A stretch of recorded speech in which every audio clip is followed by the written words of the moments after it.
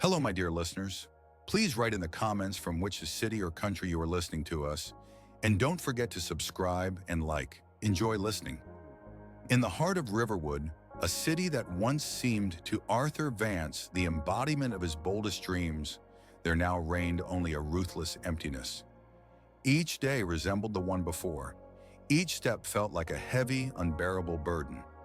His clothes, once impeccable and tailored, now hung on him like a sack, soiled and worn to tatters.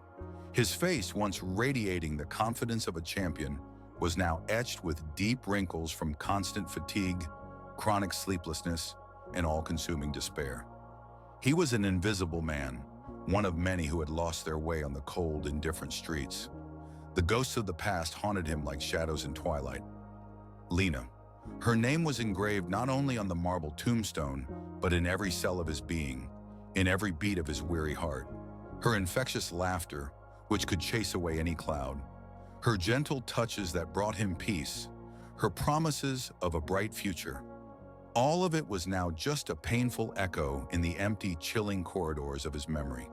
They met at a charity tournament where she was a volunteer and he was a rising star. Her eyes, full of sincerity, and her light, airy laughter instantly captivated him. She was his anchor, his quiet harbor, his most devoted fan. Lena, who herself was passionate about painting, always told him, "Your movements on the mat are art too, Arthur. You paint strength."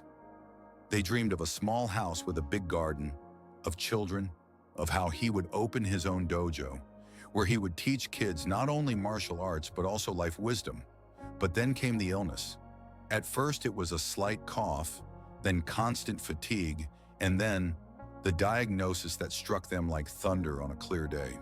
Cancer, a word that shattered their world. He remembered holding her hand in the hospital room, feeling her once strong grip weaken. He remembered her pale face, her eyes filled with fear, yet at the same time, remarkable resilience. He sold everything he had, his championship belts, medals, even his car, to pay for the endless medical bills that grew like weeds after a heavy rain. Each new procedure, each hope that turned into disappointment, drained the last of his strength and resources. He saw her pain, her struggle, and felt utterly helpless.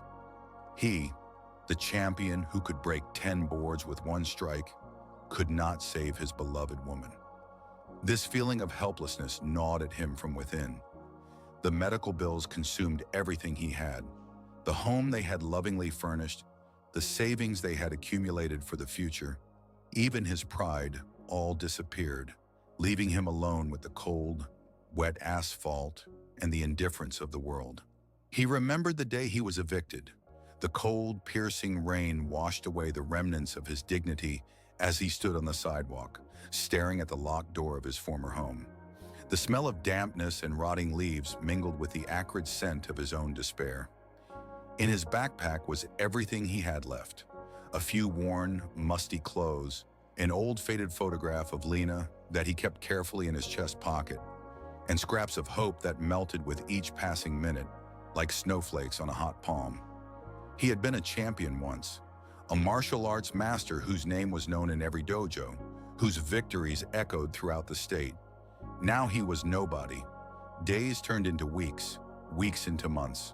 Hunger became his constant companion, his insides twisted with pain, and the growling in his stomach drowned out all other sounds.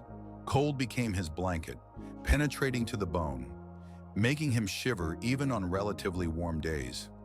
He learned to find food in trash cans, each time feeling a stab of humiliation. But hunger was stronger.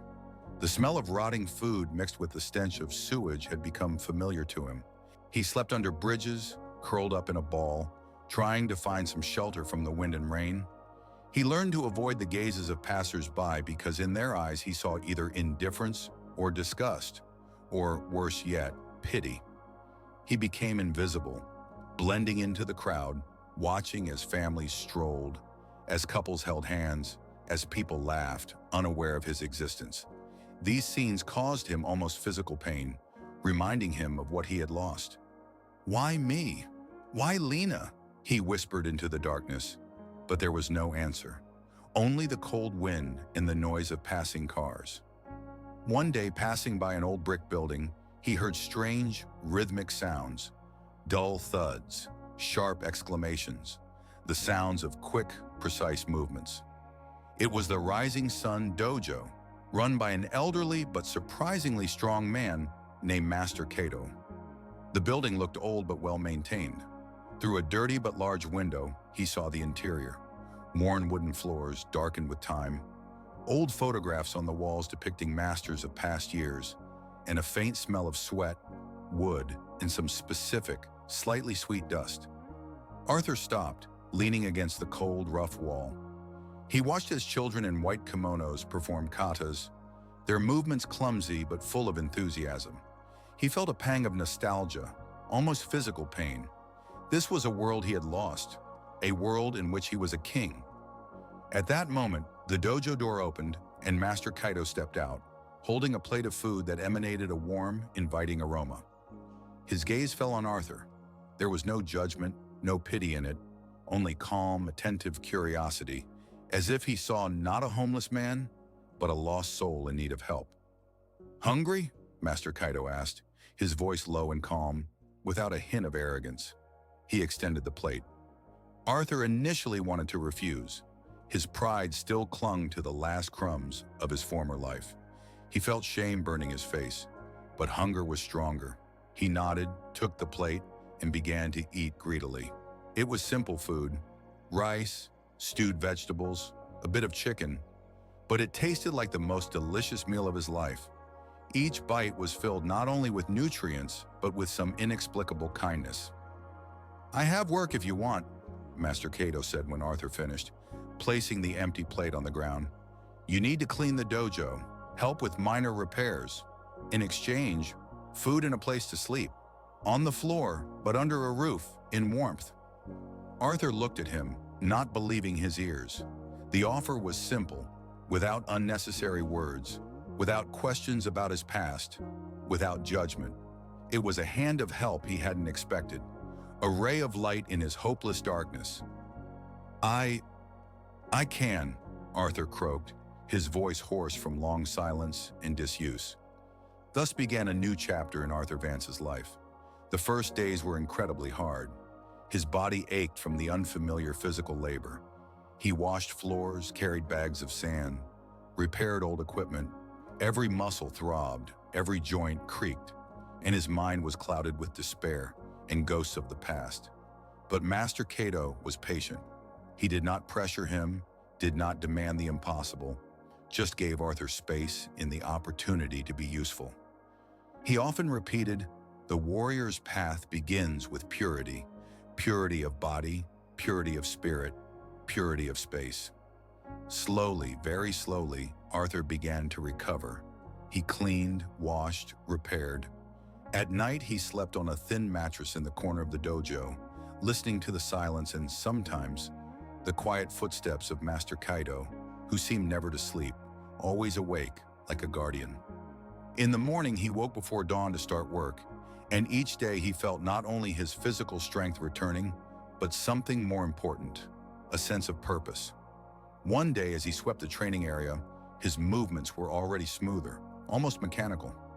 Master Kaito approached him, holding a cup of steaming green tea.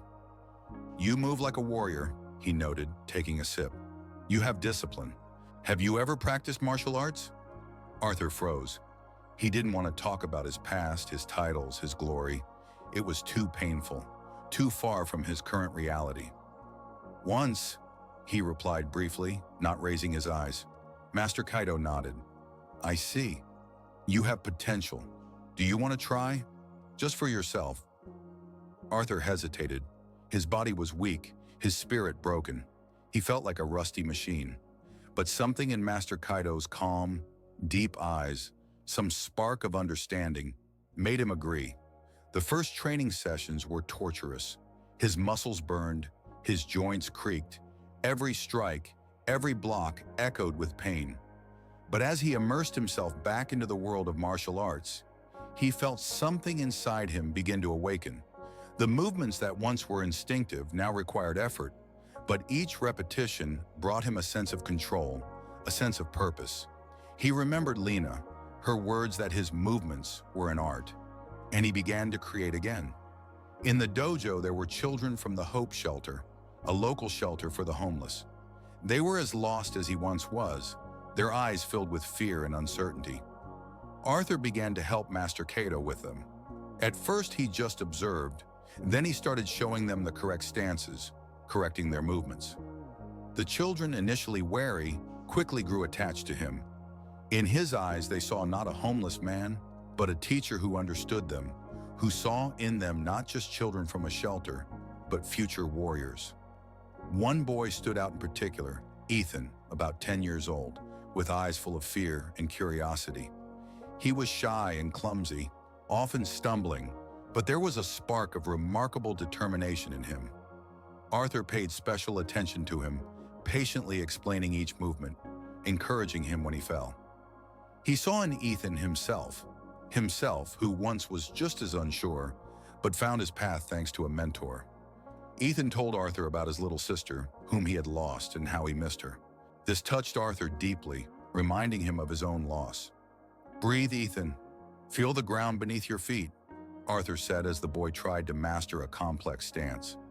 "Every movement is not just a movement, it is an expression of your spirit." Ethan slowly but surely progressed, and each of his small victories brought Arthur immense satisfaction. He felt his own heart healing as he saw these children gaining confidence. One day during a demonstration training, Master Cato asked Arthur to demonstrate a strike. He placed a stack of 10 wooden boards in front of him. Arthur looked at them. Once he could break even more with ease, almost without thinking, but now his strength was not what it used to be, and doubt still battled within his soul. He closed his eyes, focused, remembering Master Cato's words. "True strength is not in what you can break, but in what you can endure." He remembered Lena, her smile, her faith in him. He recalled his days on the street, the cold, the hunger, the despair. He remembered how Master Cato had reached out to him. All of this merged into one. He struck. The 10 boards shattered with a deafening crack, the sound echoing through the dojo. For a moment, there was complete silence. Then the room erupted with applause and cheers. The children looked at him with wide eyes, their faces glowing with admiration.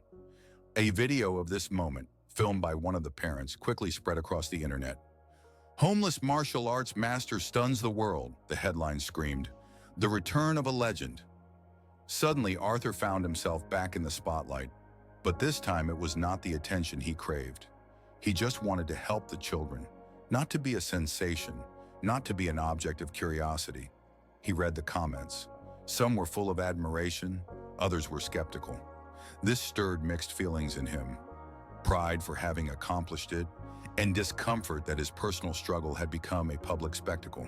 2 weeks later, Master Cato was approached by documentary filmmaker Sarah Jenkins. She didn't want to make a film about the viral video or the homeless hero. She was interested in deeper themes: dignity, resilience, community. She was known for her thoughtful, non-sensational work. "I want to show the real story," she explained to Arthur when they finally met in Master Cato's small office. "Not just what happened, but what it means for you and for the people whose lives you've touched. I'm interested in the journey, not just the outcome." Sarah asked him deep, insightful questions about his losses, his struggles, and what kept him going. He told her about Lena, her illness, his downfall, Master Cato, and the children. During the filming, Sarah captured Arthur training the kids, patiently explaining the movements to them as they laughed and fell. Ethan, though shy in front of the camera, proudly shared how Sensei Vance taught him to be strong. After much deliberation, Arthur agreed to limited participation. The resulting 30-minute film titled Still Standing focused mainly on the shelter program and the transformative power of martial arts as a path to self-respect. Arthur's personal story served as context, not spectacle. When the film aired on a national documentary channel, the response was overwhelming. Not a social media sensation, but a quiet, meaningful impact. Shelter programs across the country reached out with inquiries about implementing similar martial arts initiatives. Veteran organizations offered partnerships. Former competitors from tournaments Arthur had participated in before reconnected with him, expressing admiration for his new path. People approached him on the street, not with curiosity, but with respect, thanking him for the inspiration. One email particularly caught Arthur's attention, from David Miller, his former training partner and closest friend from championship days. David and Arthur were inseparable, bonded not only by their passion for martial arts but also by deep friendship. They lost touch after Lena's death when Arthur distanced himself from everyone connected to his past life, immersing himself in his pain. "I saw the documentary," David wrote. "You never stop being the best of us, Arthur. Not because of what you can do on the mat, but because of who you are off it. If you don't mind, I'd like to visit you sometime. It's been too long." The message brought unexpected tears to Arthur's eyes, a connection to his past that felt healing rather than painful. He immediately replied with an invitation. Their meeting was awkward at first. They hugged, and Arthur felt the tension he had carried for years ease a little. They sat in a small cafe near the dojo, and David reminisced about their past training, their shared victories and defeats. "Remember how we prepared for the state championship?" David said, smiling. "You broke 13 boards and I only broke 12. You were always better." "It's not about the number," Arthur replied, echoing words he often told his students. "It's about what you put into the strike." They talked about Lena. David expressed his condolences, and for the first time in a long while, Arthur was able to openly discuss his loss without feeling like he was burdening someone with his pain. This meeting was like a breath of fresh air, a return to a part of himself he thought was lost forever. That evening, Arthur sat at his small dining table, his laptop open in front of him. After several weeks of reflection, he finally agreed to write a guidebook. Not a memoir or a textbook, but a philosophy of resilience, based on both martial arts and his life experience. The writing process was challenging. Thoughts came chaotically, but he felt it was necessary to share what he had learned. He wrote at night when the dojo was quiet, and only the noise of the city outside broke the silence. Sometimes the words flowed easily. Other times he stared at a blank screen for hours, unsure of where to start. But each time he wrote, he felt his pain transform into wisdom. He titled the document, "Still Standing: Lessons from the Mat and the Streets." His fingers hovered over the keyboard for a long time before he began to type. True strength is measured not by what you can break. It is measured by what you can endure and what you choose to build from the rubble. Life is not a series of victories, but a series of lessons. And every time you fall, you get the chance to rise stronger. Exactly 1 year after the day Arthur first performed kata in Master Kaito's dojo, the training hall was filled with students. Once a struggling martial arts school, it now had a waiting list for new enrollments and had expanded its schedule to meet the growing demand. Arthur stood at the front of the class, his black belt now adorned with golden embroidery that identified him as Sensei Vance. The students before him represented a cross-section of the community. Children from affluent families trained alongside scholarship students from the shelter program. Teenagers who once mocked him now listened intently to his teachings, their eyes filled with respect. "Martial arts is not about defeating others," he said, his voice calm yet filled with power. "It is about mastering yourself. Your true opponent is always within. Doubt, fear, anger, complacency. These are the barriers you must break." His teaching style had evolved over the months. He was still patient and precise, but now filled with the quiet confidence of a man who had found his purpose. The transformation went beyond physical appearance, though that was remarkable too.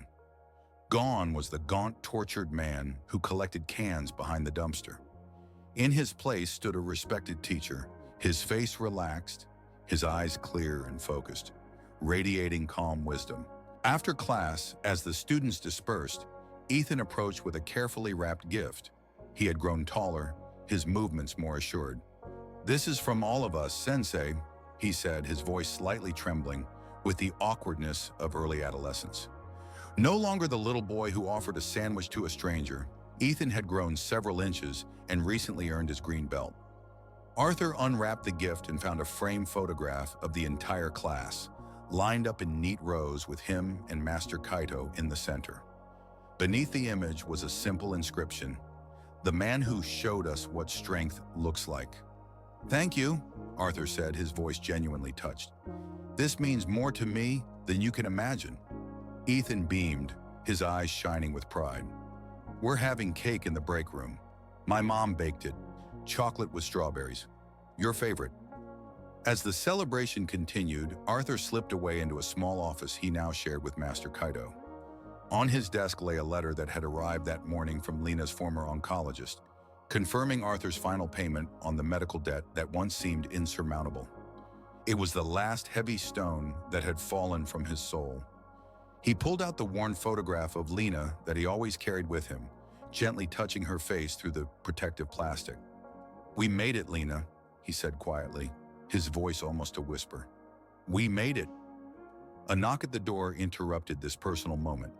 Master Kaido entered, carrying a small plaque wrapped in cloth. "This is from the contractor," he said. "It's ready when you are." Arthur nodded, carefully returning Lena's photograph to his wallet. Together they approached the main entrance, where a crew of installers was waiting. The new plaque was simple yet elegant, made of dark wood with golden letters. Intended to be placed next to the dojo door, it read, "Strength is not what you break, it is what you endure. Sensei Vance." The workers began the installation, their tools making dull thuds. At that moment, a group of unfamiliar faces entered the dojo. 5 children aged between 8 and 15, accompanied by an elderly woman. Their eyes were filled with caution and fear, but at the same time, timid curiosity. "Can I help you?" asked Master Kaido. "We are from the West Side Shelter," the woman explained, her voice tired yet kind. "These children just joined our program yesterday. They heard about the classes and begged to meet the guy who broke all the boards." Arthur stepped forward, his heart warming. He bowed slightly to the children. "Welcome to the Rising Sun Dojo. I am Sensei Vance." The youngest girl, no older than 8, with bright eyes and tightly braided pigtails, looked at him with unabashed admiration. "Can you teach us to break boards too?" she asked, her voice thin but full of hope. Arthur exchanged a glance with Master Kaido, who nodded encouragingly. "How about we start with the proper stance?" Arthur suggested, leading them to the mat. "Everything begins with a solid foundation. A stance is not just a position of the body, it is a state of mind." To everyone's surprise, Ethan stepped forward. "I can show them the warm-up exercises, Sensei, if that's okay," he said, his voice confident. Arthur nodded, feeling a surge of pride as he watched Ethan begin to guide the newcomers through basic stretches. The boy carefully demonstrated each movement, his instructions clear and patient, a mirror of Arthur's own teaching style. "He's becoming quite a good instructor," Master Kaido quietly remarked. "He has good instincts," Arthur agreed. "He sees the person, not just the student. He sees their potential." As Ethan continued the warm-up, Arthur noticed that the group had attracted attention. Travis and several other advanced students had returned, ostensibly to help with the new children from the shelter, but their focus was on a demonstration that was being prepared in the corner. A young girl, Maya, now 12 years old, the very student Arthur once helped with her kata through the window, was getting ready to attempt to break a board. 9 boards were stacked in the holder. "9?" Arthur asked, stepping closer, his eyebrows raised. "She's been training for a few months, Sensei," Travis explained. "She wants to beat your record." "That's 10 board," Master Kaido corrected, his eyes sparkling. Travis shook his head. "She says 9 is enough. It's not about the number. She says it's about understanding why you do it." Arthur watched as Maya prepared, performing the same concentration ritual he had taught her. Eyes closed, breathing steady, focus inward. He saw her determination, her inner strength. Her technique differed from his, where he used an elbow strike. She took a position for a straight punch, her small fist perfectly aligned. The room fell into complete ringing silence, so quiet that one could hear the beating of their own heart. She opened her eyes, fixed her gaze on the center of the stack, and struck with unexpected speed and precision. Crack! For a moment, nothing happened. Then all 9 boards cleanly splintered, falling away from the holder as if by magic. The room erupted with deafening applause and excited shouts. Arthur clapped the loudest, his face glowing with genuine, unfeigned pride. Maya turned to him, seeking his approval, her eyes shining. "Perfect form, Maya," he said to her, bowing deeply in respect. "Better than mine. You understood the true meaning." Her face broke into a radiant smile. "I had a good teacher, Sensei." The celebration continued as the news spread throughout the dojo. Parents who had arrived early for the next class joined in the applause. Even Mark Thompson, who had once been skeptical but had gradually come to reluctantly accept Arthur's role, nodded in acknowledgement from the doorway. Later, when the excitement settled and preparations for the next session began, Arthur found a quiet moment with Master Kaido. "Remember when you said that records exist to be broken?" he asked, looking at the new plaque by the door. Master Kaido smiled. "Some do. Others exist to inspire what comes next. Maya is proof of that." "9 boards," Arthur muttered. "She could have done 10. We both know that." "But she understood the real lesson, Arthur," Master Kaido replied. "It was never about the number. It's about what's inside. The spirit, the determination, the understanding of purpose." Arthur nodded, watching as Maya demonstrated her technique to the children from the shelter, their eyes wide with anticipation and possibility. He saw in them not just future students, but future leaders, future warriors. "The real record isn't measured in boards or trophies," Arthur said. "No," Master Kaido agreed, placing a hand on Arthur's shoulder. "It's measured in changed lives, including your own. And this is just the beginning." As evening fell, Arthur walked through the quiet dojo after the last class, turning off the lights and checking that the equipment was stored properly. This routine had become a kind of meditation, a daily ritual marking the transition from teacher back to student. Always learning, always growing. He felt tired, but it was a pleasant tiredness, the fatigue of a job well done. His phone vibrated with a message from David, confirming his visit for the next weekend. Another message followed, a photo from James at the shelter, proudly displaying his official forklift operator certificate. James, once a shy and insecure teenager, had now found his place in the world. Outside, the spring air was mild, smelling of fresh grass and rain. Arthur locked the dojo door, hearing the click of the lock. His apartment was just a 10-minute walk away, a path he had come to love, regardless of the weather. The neighborhood had become familiar territory. Shop owners nodded in recognition, neighbors offered greetings. His presence was no longer a curiosity, but simply part of the fabric of the community. He felt part of something bigger than himself. As he walked, Arthur's thoughts drifted to the documentary film. He recalled the question the filmmakers had asked him during their last interview. "After everything you've been through, what would you say to someone who feels they've lost everything?" His answer then seemed even more true now. "They laughed when I asked for one chance. They saw only a homeless man in me. But life needs just one break, one spark of hope to open up again. And then you realize that everything you've been through has made you stronger." Reaching his apartment building, Arthur paused to look back at the path he had traveled. Not just the strange physical distance from the dojo, but a much longer journey from despair to purpose, from loss to gain, from destruction to creation. The weight of his backpack was comforting on his shoulders. It no longer contained all his worldly possessions, but held lesson plans for the day, student evaluations, and a draft of his upcoming book. He was no longer homeless. He was home. He opened the door to his modest apartment, greeted by the familiar, cozy smell, a blend of freshly brewed coffee and old books. He turned on the light, and the soft warmth filled the room, enveloping him like an invisible blanket. This was not just a dwelling. It was his sanctuary, his fortress, a place where he could be himself. With that thought, Arthur Vance climbed the stairs to his apartment, head held high, moving forward into the life he had rebuilt. One stance, one lesson, one day at a time, and Arthur realized that it was not just about the 10 wooden boards he had broken that day. Much more important was how his own prejudices about human worth had shattered, how he had discovered the path to true strength and hope, which he now carried within himself and shared with others. New chapter, A Voice for Many, 2 more years passed. The rising sun dojo thrived, becoming a beacon of hope for all of Riverwood. The waiting list for new students stretched for months, and Master Kato, smiling, said that Arthur now led the dojo more than he did himself. The book Still Standing: Lessons from the Mat in the Streets became a national bestseller, and Sarah Jenkins' documentary won several prestigious awards, including the Silver Screen Award at the International Documentary Film Festival.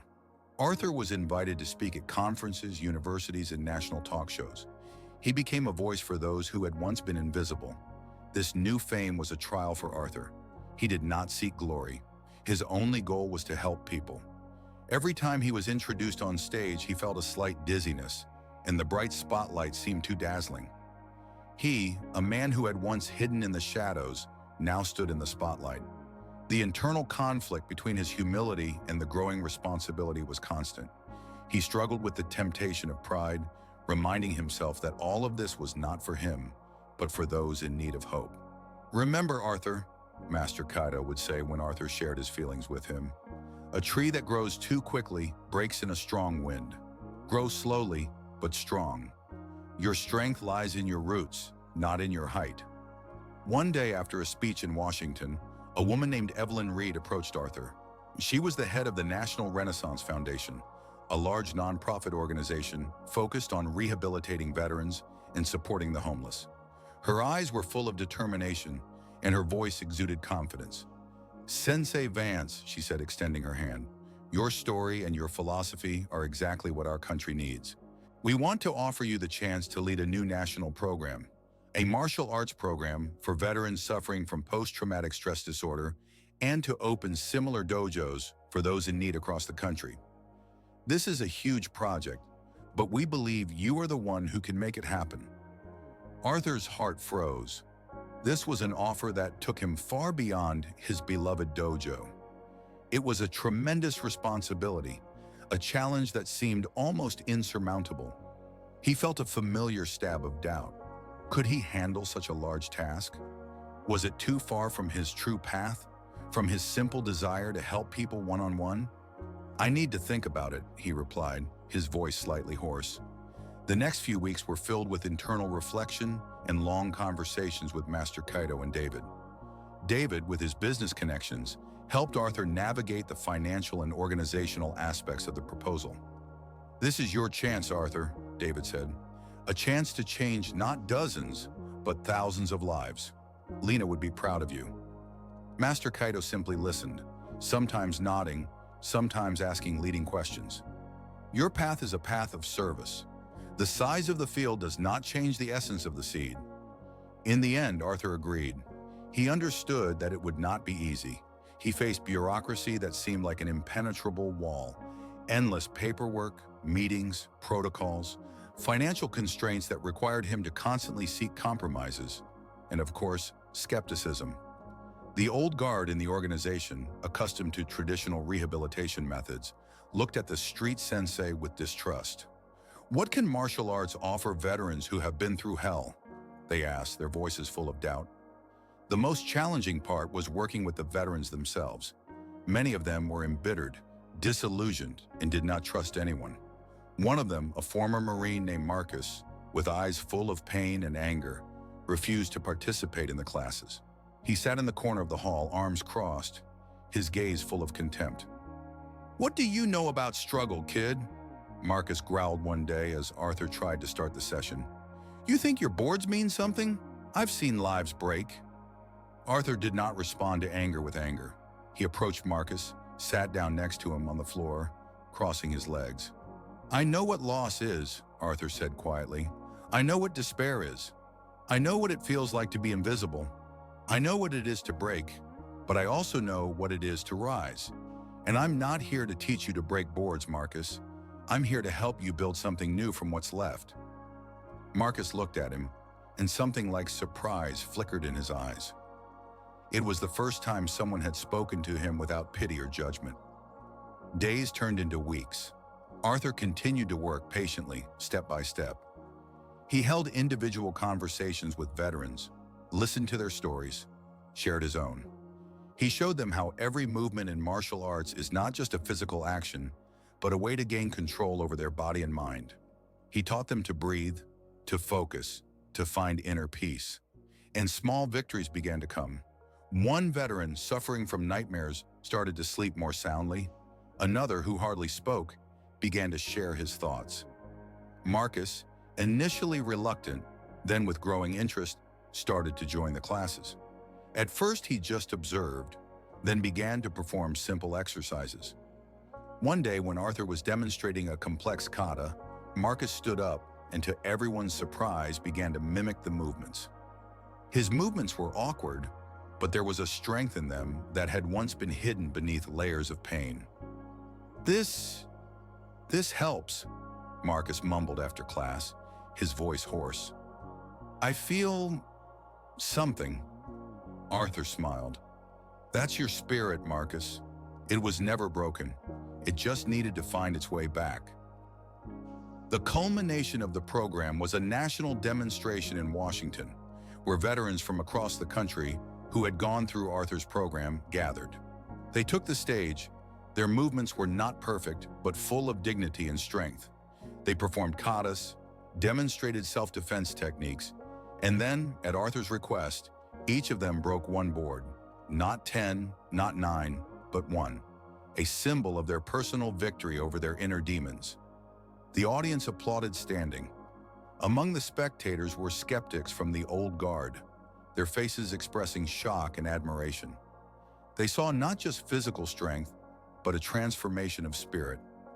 After the demonstration, Evelyn Reed approached Arthur, her eyes wet with tears. You've done the impossible, Sensei Vance, she said. You didn't just teach them martial arts, you gave them their lives back.